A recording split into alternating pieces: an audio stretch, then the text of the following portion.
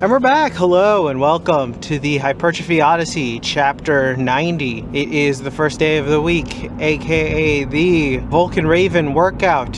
I'm feeling alright. I'm feeling pretty decent.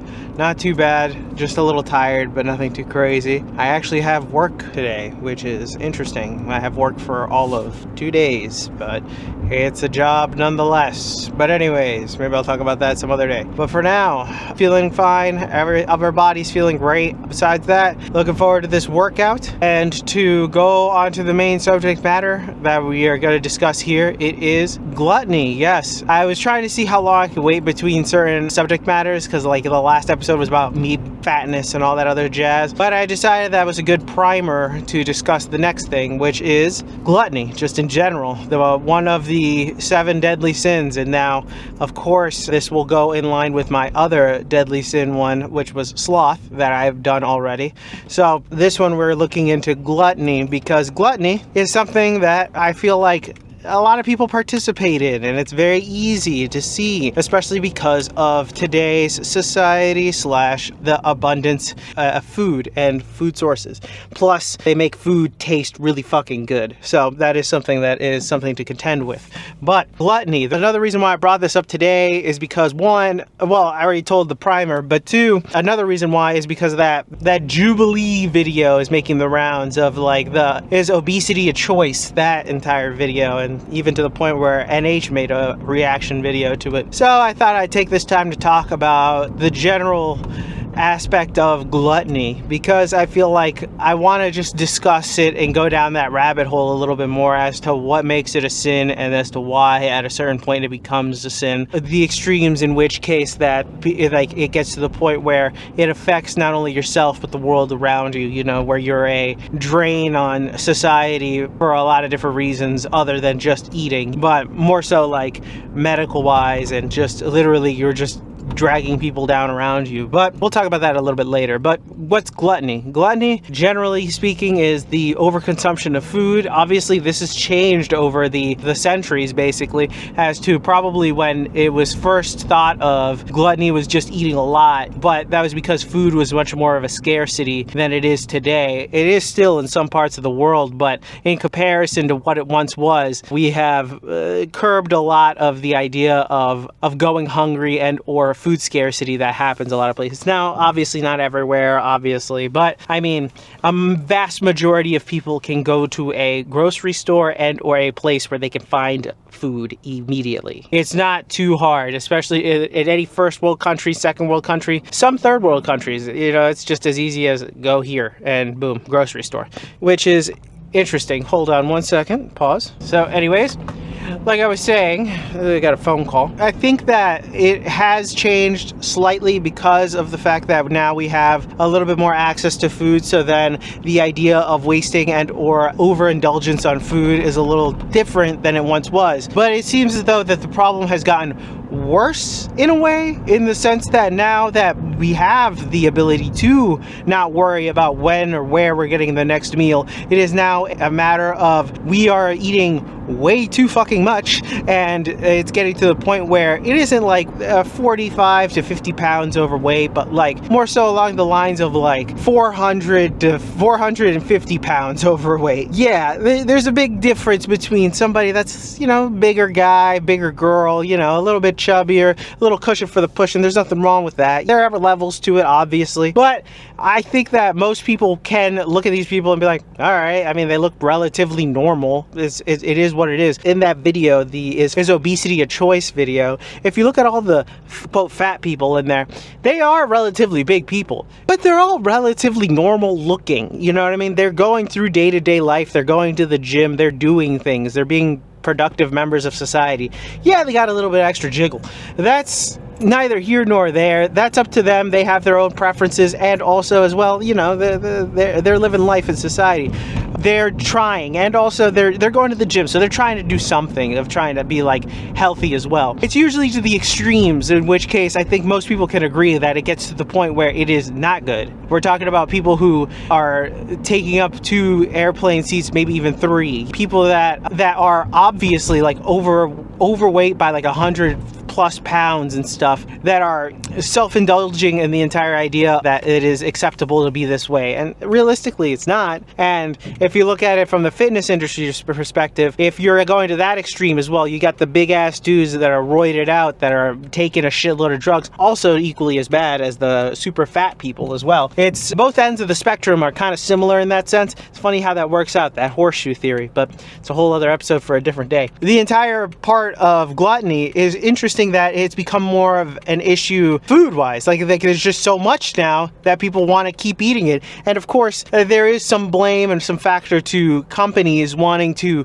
get people, and I don't want to say sucker them in, but I mean, they want to flavor these artificial foods as best as they can to make it so they are become basically crack to them. You know, you can look at all cereals like that for the most part, not every single one, but a majority of cereals. Any cereal with a mascot is meant to be addictive or have addictive like properties, because realistically you're gonna eat that shit and then just get super into it. Like for example, and just to even put it as a perspective, I love Frosted Flakes. I cannot have Frosted Flakes in the house. If I have Frosted Flakes in the house, I will destroy it on its own. I won't even eat, I'll eat it like straight up. I won't even have milk with it. So that's how seriously like addicting that shit is. That I know if I have it in the house, I'm eating it. So I don't even buy it anymore. I don't even look at it. I literally just, if I ever want it, I get the little cup of it and that's it. Just because I know anymore, and I will destroy relatively quick fashion. Sure, it's not the worst cereal for you, but it's also probably not very good at all. And also, I know it has like some like micronutrients, I know that, and if you're bulking, it's a completely different story. But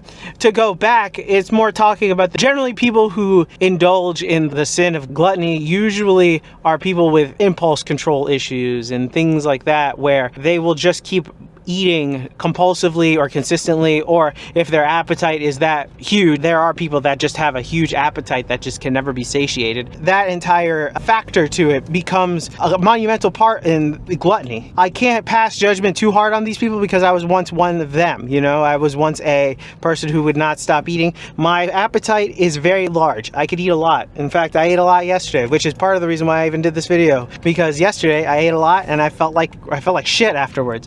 But that's always a weird lesson that I have to like learn every single time about eating, almost, that I have to remember, oh yeah, if I eat too much, I feel like shit. But for some reason, it like goes away after like a week or so. It could be that because I'm on the cut, so it's a little bit, I just want food, you know, that could be it. But once I go into maintenance, I'm actually very curious to see what my body is gonna be like, because I've technically been fat majority of my life, but I've never actually maintained a skinnier body than when I was bigger. I've never maintained a smaller body. So it is going to be an interesting thing over the summer to see how I handle / my appetite and body reacts to the fact that I'm going to be weighing less, but also eating at maintenance, which will be a first for me. But we'll get more into the details and other things about gluttony on the inside. Okay, so start this day off with dips. They were pretty good. I thought they were pretty excellent. Going a little crazy on the form, but it is what it is. I will probably do a little less in this upcoming week, but that's a whole other discussion for a whole different day. But anyways, so let's go first with gluttony as by definition here. I was gonna read the definition of the word itself, but the word itself is very gluttony, noun, excess in eating or drinking, greedy or excessive indulgence. But I wanted to look at it in the terms of the Roman Catholic theology, one of the 7 deadly sins. Gluttony is defined as excess in eating and drinking. Although eating and drinking for pleasure is not seen as sinful, eating or drinking to excess beyond reason is a sin. And it's interesting that they say eating and drinking, because drinking is something that we can talk about a little later / can be its own episode, because even though I would like to talk about it in here, alcoholism is something that I would like to make its own episode, because that is an issue in of itself. There you go. Hopefully I said that right.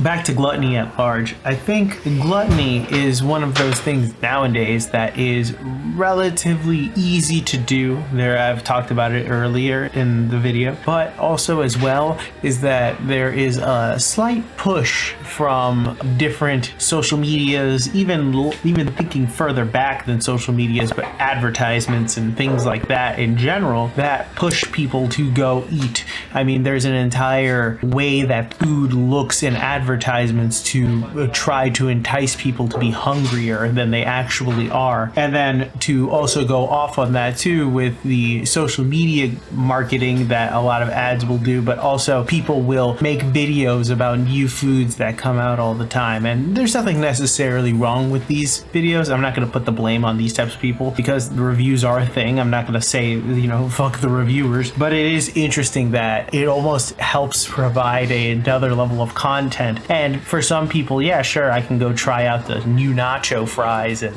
I'll be fine. But for somebody else, it's the nacho fries that they add on top of the Crunchwrap Supreme meal plus quesadilla meal that they get as well. There's the levels to it, obviously. And I think it's interesting when looking at it when it comes to the social media perspective, because a lot of social media nowadays revolves around food, surprisingly. It's like a lot of it. I think the biggest two things that I've seen personally are just cooking channels, like cooking, just people cooking food, which is fine, that's whatever. And that I don't mind. And also food reviews, which also I don't mind. I don't think these are anything that are going to influence people to overeat per se, I would say. In fact, probably the cooking ones would probably benefit some people because some people don't even know how to cook. The ones that I would like to talk about more so is the mukbang videos, because those are literally just gluttony in video form, and it is personally disgusting. I cannot watch those videos at all. I don't care who it is on the other side. I don't care if I like them.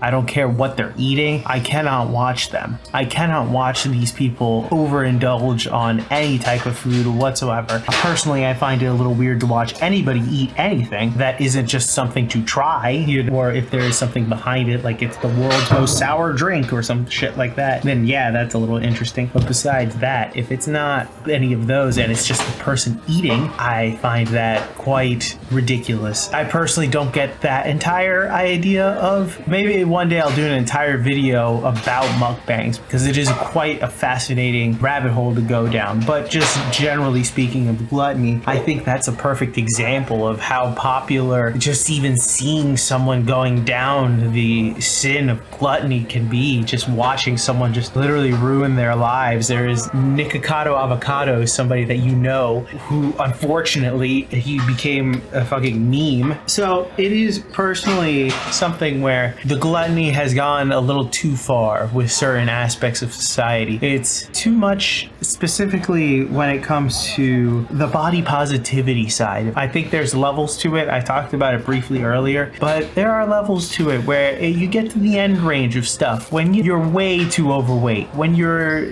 disgustingly overweight, when you're a hazard to those around you, / you are literally taking up the room of more than two people at once. There are levels to it, and when it gets to that point of quote body positivity, I think it just becomes, it's almost like a sick joke at that point where these people should not be positive about their body. Let's be real here. And it goes on the other side, the fitness industry. There is a point where they are too big and quote they go into the bad side of things where they start doing drugs, and at the end of the day it's the other side of the horseshoe. They're very close even though they're on the opposite end. So it's very interesting how that works.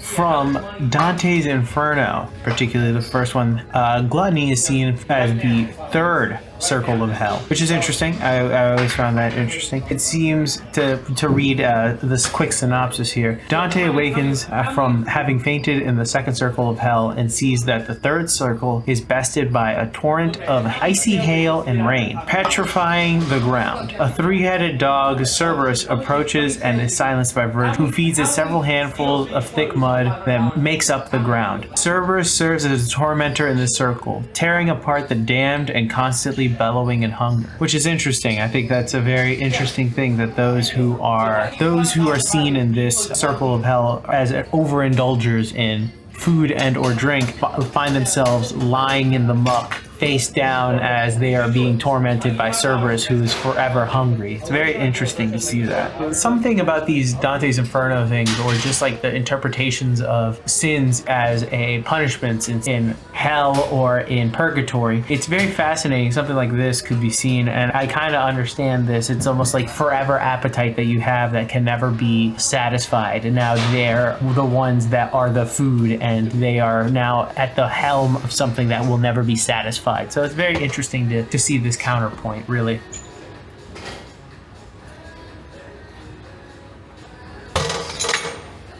I eat too much. And we're back. Welcome to the workout debriefing. Exercises not filmed. None. Exercises skipped. Also none. Got everything in. So glad about that. I'm also feeling good. I'm feeling great, just tired as fuck. My left arm feels weird after that last pullover session. That was really weird. It was the last rep on the last set. It fucked up. It was really weird. So yeah, basically, to get back to the main subject matter at hand, gluttony. I wanted to take a look at all of the sins, all 7 of the deadly sins, and kind of look at them from each individual standpoint, and then eventually look at them all together, because there will be a point where there is somewhat of an intertwiningness to a lot of them. For example, sloth and gluttony kind of go together in that when people get gluttonous, they end up becoming a sloth. So there are some overlap in a lot of them, and particularly this one, you can see a lot of overlap in sloth. And I think that's something that people forget, is that you should probably listen to your stomach a lot more than you do. Not everybody, obviously, because there are some people whose stomach will just keep saying, oh, we're hungry forever,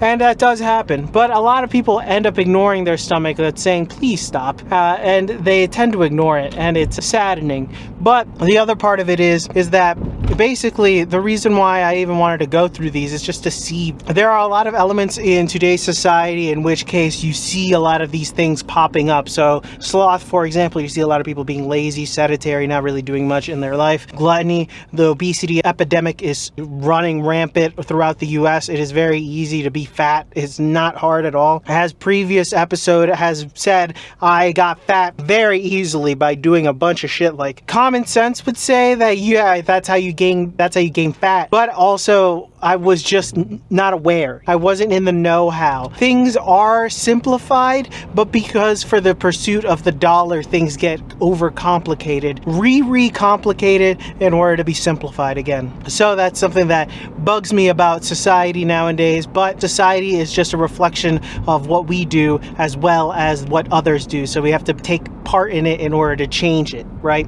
So to get back to gluttony. Gluttony is something that I feel like out of all the sins is something that easily is running rampant, obviously, in the world, but it is one that can also be very destroying, but not truly as destroying as other ones, which we will probably get to in other episodes. Gluttony is something that can affect not only yourself, but the ones around you, as those who will see you will want to see you happy, and when you're happy, it might be when you're eating, and when you're eating, you're just going down that rabbit hole of gaining weight and becoming bigger and more immobilized, and then thus creating a vicious cycle of gluttony that will just end in either your death or maybe, if you're lucky, the reversal of the gluttony, in which case you realize I cannot live like this and you can move on. But those are the few and far between. It is mostly the people that we don't hear who end up dying from just being too big. But with that being said, tell me what you think in the comments below. I'd love to know more about your thoughts on general gluttony and just the sin, or just like obesity epidemic. Last video was more about just personal anecdotes, but this time there's more of a broad spectrum that I would like to bring to this, because I'm very curious to know about what you guys think about it in general, in the wider scheme of things. With that being said, thank you very much for watching. I will be back on tomorrow with something new. Thank you for watching. Please like, comment, and subscribe. I will be back on with the next video. Please share this with somebody who might like it.